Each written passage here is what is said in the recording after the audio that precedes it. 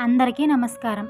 మన moral videos చాలామంది చూస్తున్నారు కానీ సబ్స్క్రైబ్ చేసుకోవట్లేదు. దయచేసి సబ్స్క్రైబ్ చేసుకోండి. ఇంకా మీకు వీడియోస్ నచ్చితే హైప్ ఇవ్వండి. ఇంకొంతమందికి మన వీడియో రీచ్ అవుతుంది. ఇంకా స్టోరీలోకి వెళ్దాం. ఈరోజు మనం తెలుసుకోబోయే స్టోరీ ఆడపడుచు మూడో భాగం. ఇక అనుకున్నట్టుగానే మరునాడు ఉదయాన్నే పిల్లను చూసుకోవడానికి పెళ్లి చూపులకు వస్తారు. ఇంటికి వచ్చిన తర్వాత అందరూ ఒకరినొకరిని పరిచయం చేసుకొని హాల్లో కూర్చుంటారు. ఆ ఇంటిని వాళ్ళు చేసే మర్యాదలను చూసి లక్ష్మి తన మనసులో ఇలా అనుకుంటుంది. అబ్బో! వీళ్ళ ఇల్లు, వీళ్ళ మర్యాదలు మామూలుగా లేవుగా. అమ్మాయి కూడా చూడటానికి బంగారపు బొమ్మలాగుంది. చూస్తంటే కట్న కానుకలు కూడా బాగానే ఇచ్చుకునేటట్టున్నారు. అయినా పిల్లొక్కతేగా. వాళ్ళ తల్లిదండ్రుల తదనంతరం ఆస్తి మొత్తం ఈ అమ్మాయికే. అంటే ఇక మావాడికే చెందుతుంది. ఎలాగోలా ఈ సంబంధం ఖాయం చేసుకొని తీరాలి అని అనుకుంటుంది. ఇక తన ఎదురుగా ఉన్న సిరిని చూడగానే సురేష్కి చాలా బాగా నచ్చుతుంది. ఇక లక్ష్మి ఇలా అంటుంది. మా అబ్బాయి అని చెప్పడం కాదు గాని ఏ చెడు అలవాట్లు లేవు. చాలా మర్యాదస్తుడు అన్నయ్య గారు మా అబ్బాయి. ఇక మా అమ్మాయి సంగతి అంటారా? ఆ అమ్మాయికి పెళ్లి చేసేసాం. తనకి ఇవ్వాల్సిన కట్న కానుకలు లాంఛనాలన్నీ పెట్టేశాం. ఇక మా అమ్మాయికి పెట్టే పని లేదు వదిన గారు.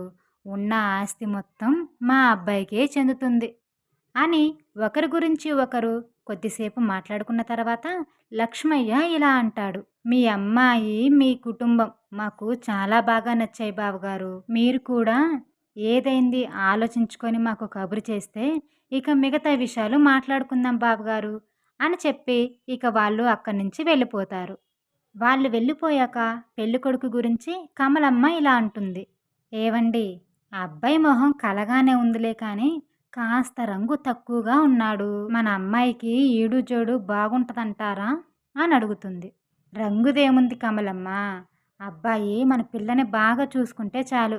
ఆయన నచ్చాల్సింది మనకి కాదు.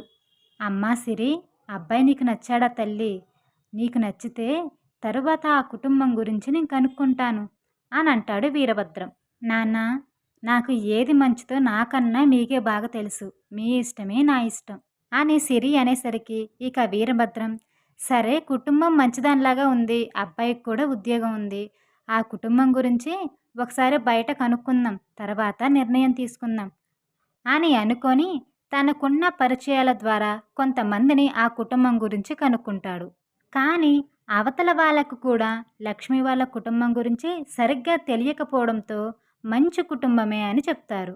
మరోపక్క వాళ్ళ గురించి పూర్తిగా తెలిస్తే ఈ సంబంధం కూడా ఎక్కడ చెడిపోతుందో అని కంగారు పడుతూ మళ్ళీ వీరభద్రానికి ఫోన్ చేస్తుంది లక్ష్మి. అన్నయ్య గారు, నేనండి లక్ష్మిని. నేనే ఫోన్ చేస్తున్నానని ఏమనుకోకండి. మా సంబంధం గురించి ఏం ఆలోచించారు అన్నయ్య గారు? మా అబ్బాయికి, మాకు మీ కుటుంబం బాగా నచ్చింది. మా అమ్మాయికి పెళ్ళి ఎలాగో అత్తారింటికి వెళ్ళిపోయింది. ఇక మీ అమ్మాయిని మా కూతురులాగా చూసుకుంటాం. ఇంట్లో పని చేయడానికి ఇద్దరు ముగ్గురు పని మనుషులున్నారు. అమ్మాయికి ఏ కష్టం తగలకుండా మేం చూసుకుంటాం అని అమ్మాయి తరపు వాళ్ళు ఎక్కువగా ఆలోచించకుండా ఈ పెళ్లి చేస్తే అమ్మాయి సంతోషంగానే ఉంటుంది అనుకునే విధంగా తొందర పెడుతుంది లక్ష్మి. ఇక అటు నుంచి వీరభద్రం, సరే చెల్లమ్మ, ఏదైంది ఆలోచించుకొని సాయంత్రం లోపు నీకు ఫోన్ చేసి చెప్తాను అని ఫోన్ కట్ చేసి జరిగిందంతా తన భార్య అయిన కమలమ్మకి చెప్తాడు. అప్పుడు కమలమ్మ, అంతగా వాళ్ళు కోరి మన అమ్మాయిని చేసుకుంటామని వస్తున్నారు కాబట్టి ఈ సంబంధం చేస్తే బాగానే ఉంటుందేమోనండి అని అంటుంది. ఇక సరే అలాగే చేద్దాం అని వీరభద్రం కూడా నిర్ణయించుకొని లక్ష్మి వాళ్ళకి ఫోన్ చేసి మాకు కూడా ఈ సంబంధం ఇష్టమే అని ఖాయం చేస్తాడు. ఇక అనుకున్నదే తడవుగా మంచి ముహూర్తం చూసి సురేష్కి, సిరికి ఘనంగా పెళ్లి జరిపిస్తారు. ఇక పెళ్ళి అయిపోయిన తర్వాత లక్ష్మయ్య, లక్ష్మి ఇలా మాట్లాడుకుంటూ ఉంటారు. ఏమే లక్ష్మి, మన అబ్బాయి పెళ్ళి ఏ ఆటంకం లేకుండా అయిపోయింది కదా. ఇక ఇప్పుడైనా ఆ కంగారు వదిలేసి కాస్త తేలికపడు అని అంటాడు. అప్పుడు లక్ష్మి, మధ్యలో ఎవరొచ్చి ఏ పొల్లేసి ఈ సంబంధాన్ని చెడగొడతారా అని ప్రాణాలు అరచేతిలో పెట్టుకొని ఉన్నాను. హమ్మయ్య, దేవుడి దయ వల్ల అట్లాంటిది ఏమీ జరగలేదు అని అంటుంది. అలా జరగనిచ్చే టైం ఎక్కడిచ్చావే నువ్వు? మన ఇయ్యంకల వాళ్ళని తొందర పెట్టే కదా ఈ పెళ్లి చేశావు. మరి ఏమనుకున్నారేంటి ఈ లక్ష్మంటే? అయినా 100 అబద్ధాలాడి ఒక పెళ్లి జేయమంటారు అని సామెత మన పెద్దలు చెప్పారు. నా కొడుక్కి నేననుకున్న దానికంటే ఎక్కువ కట్నమిచ్చే పిల్లతోనే పెళ్లి చేసేశాను. అదిగో మన కూతురికెళ్ళి చూడండి ఎంత సంతోషంగుందో. తనడిగినంత ఆడపడుచు కట్నం రావడంతో దాని మొహం వెలిగిపోతుంది. అది సంతోషంగుంటే చాలు మనకి అని మాట్లాడుకుంటూ ఉంటారు.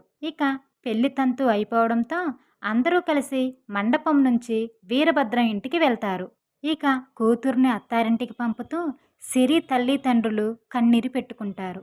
సిరి కూడా వాళ్ళ అమ్మా నాన్నని పట్టుకొని ఏడుస్తూ ఉంటుంది. అప్పుడు లక్ష్మి ఇలా అంటుంది, అన్నయ్య గారు, మీ అమ్మాయిని గురించి మీరేం బాధపడమాకండి.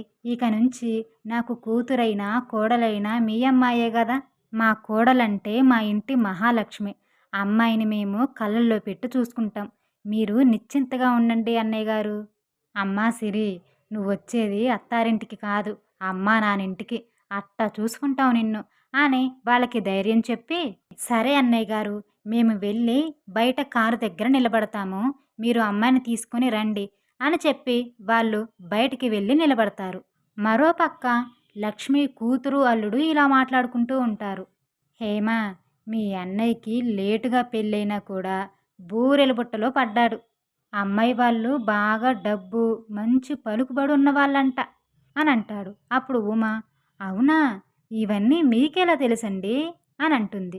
ఇందాక బయటకు వెళ్ళాను కదా, ఈ ఊరు వాళ్ళని కొంతమందిని పరిచయం చేసుకొని అన్నీ కనుక్కున్నాను లేవే అని అంటాడు. అబ్బో, మీరు మామూలోళ్ళు కాదు. అయినా అదృష్టం మా అన్నయ్యది కాదు, మనది అని ఇద్దరూ నవ్వుకుంటూ ఉంటారు. మరోపక్క సిరి తల్లిదండ్రులు ఆమెకి ఇలా చెప్తూ ఉంటారు. అమ్మా సిరి, నువ్వు చాలా అదృష్టవంతురాలివే. మీ అత్తగారు వాళ్ళు చాలా మంచివాళ్ళు. మీ ఆడపడుచు కూడా మంచిగా కలుపుగోలు మనిషిలాగానే ఉంది. ఒక్కడే కొడుకు కాబట్టి తోడికోడళ్ళతోటి మనస్పర్ధలు వస్తాయన్న సమస్య కూడా లేదు తల్లి నీకు అని కమలమ్మ అంటుంది. అప్పుడు వీరభద్రం అత్తారింట్లో బుద్ధిగా నడుచుకుంటూ అటు అత్తింటి వారికి ఇటు పుట్టింటి వారికి మంచి పేరు తీసుకురావాలమ్మా సిరి. నువ్వు అత్తారింట్లో అందరితో కలిసిమెలిసి ఉంటే నువ్వు అత్తారింట్లో ఉన్నా కూడా పుట్టింట్లోనే ఉన్నట్టుంటుందమ్మా అని తల్లిదండ్రులిద్దరూ మంచి విషయాలు చెప్తూ ఉంటారు. అప్పుడు సిరి, అలాగే అమ్మా, మీరు చెప్పినవన్నీ తూచ తప్పకుండా పాటిస్తాను. సరే నాన్న, నేను వెళ్ళొస్తాను, మీరు జాగ్రత్త మరి అని అంటుంది. సరే తల్లి, నువ్వు కూడా జాగ్రత్త. సరే పద తల్లి, ఇక ఆలస్యం అవుతుంది, వాళ్ళు మన కోసం ఎదురు చూస్తున్నారు అని చెప్పి సిరిని తీసుకెళ్ళి కారెక్కించి అత్తారింటికి పంపిస్తారు. ఇక అందరి ఆడపిల్లల్లాగానే అందమైన జీవితాన్ని ఊహించుకుంటూ అత్తారింట్లో అడుగు పెడుతుంది కొత్త కోడలైన సిరి. ఇక తర్వాత ఏం జరిగిందో వచ్చే భాగంలో చూద్దాం. స్టోరీ ఎలా అనిపించిందో కామెంట్లో తెలియచేయండి. నచ్చితే లైక్ చేయండి. ఇంకా ఇలాంటి మరిన్ని మోరల్ స్టోరీస్ కోసం మా ఛానల్ని సబ్స్క్రైబ్ చేయండి.